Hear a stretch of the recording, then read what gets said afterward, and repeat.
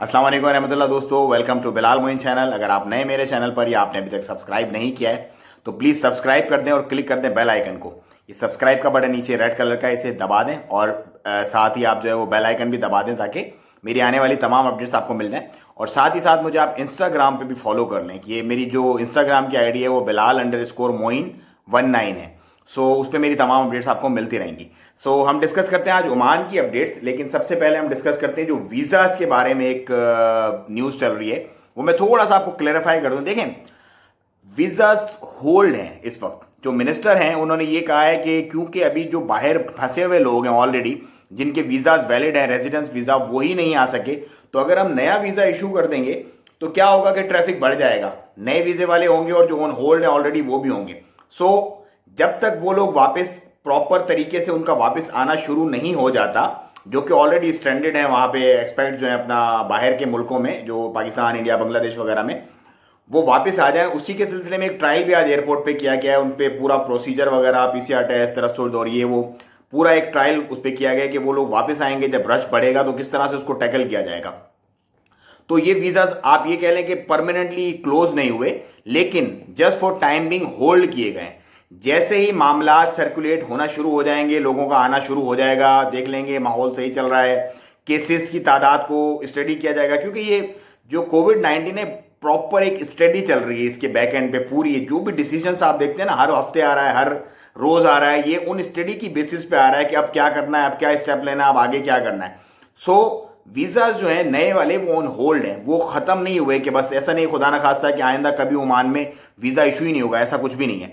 जब ये लोग वापस आना शुरू हो जाएंगे, मामला सही हो जाएंगे, तो इंशाल्लाह नए वीजाज भी इशू होना शुरू हो जाएंगे एज पर सुप्रीम कमेटी के डिसीजन के मुताबिक।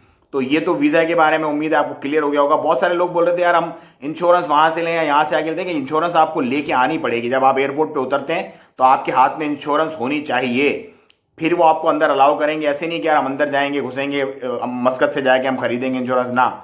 बहुत सारी मल्टीनेशनल कंपनी ऐसी हैं कि वो इंश्योरेंस, मल्टीनेशनल इंश्योरेंस वो आपको प्रोवाइड करती हैं। तो आप पाकिस्तान में, इंडिया में, कहीं भी है, नेपाल, भूटान, श्रीलंका, कहीं भी आप जाएं और वो कंपनी आप देखें जो कि ओमान को कवर करती हो, वहां से आप उनसे 30 दिन की इंश्योरेंस लेंगे जो कोविड कवर करती होगी, और फिर आप उसको लेकर के ओमान आएंगे।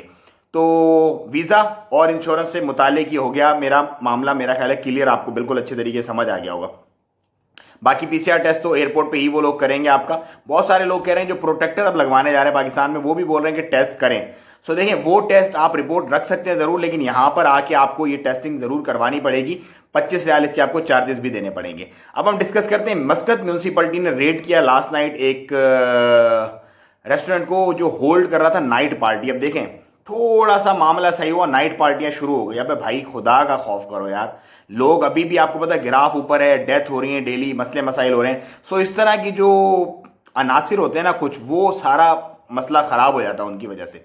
सो रेड हुई। अब इसको देखो कमाया क्या होगा, आई डोंट थिंक सो कि इतना ज़्यादा कमाया होगा, लेकिन अब लीगल वायलेशंस भी होंगी और इस पर लीगल केसेस भी होंगे, तो बहुत ज़्यादा पे करना पड़ जाएगा इसको। और इसकी वजह से बहुत ज़्यादा स्ट्रिक्ट भी हो जाएंगे मामला, क्योंकि लोग इस तरह की हरकतें करेंगे तो ऑफकोर्स फिर इंतज़ामिया जो है वो हरकत में आएगी और वो फिर चीज़ों को बहुत ज़्यादा कंट्रोल करेगी।